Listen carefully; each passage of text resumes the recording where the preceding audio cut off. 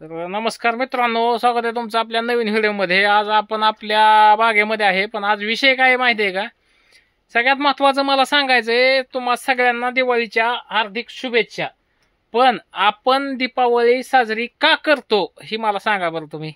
आपल्या म्हणजे थोडक्यात दिवाळी हा सण कशा पायी आपण करतोय हे आजच्या ह्या पिढीतल्या 90% पोरांना माहिती नाही।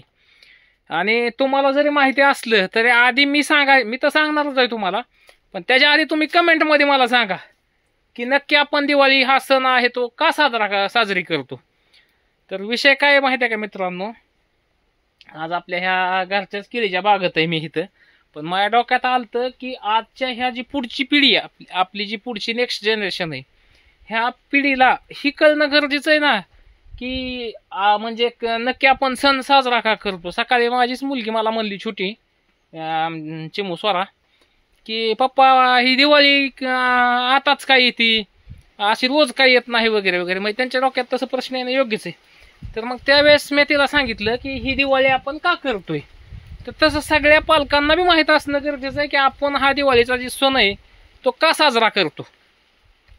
म्हणजे घरच्या बी मोठ्या लोकांना बी माहीत पाहिजे ना।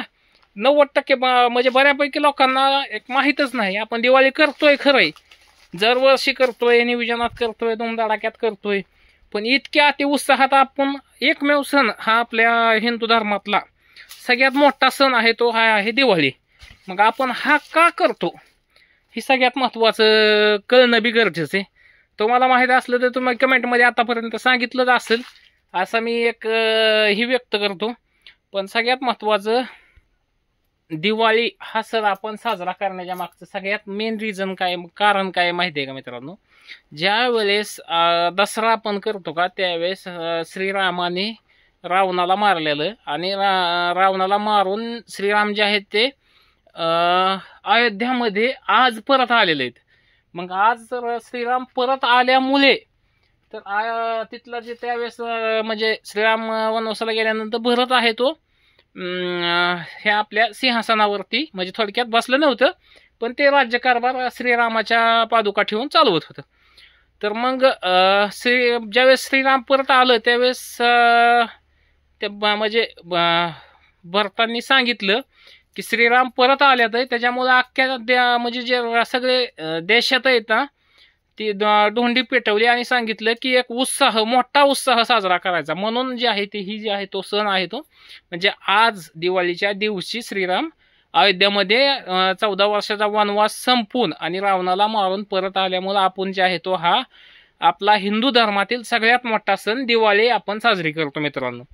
तर तुम्हाला माहीत असलं तर लयच भारी आहे, आणि नसलं तरी बी आपल्या पुढच्या जनरेशनला तुम्ही नीट समजून सांगा की आपलं जे सण आहेत हिंदूंचं ते सगळं एकमेका सणांमध्ये अटॅच आहेत आणि देवादिखांच्या ह्याच्यात अटॅच आहेत।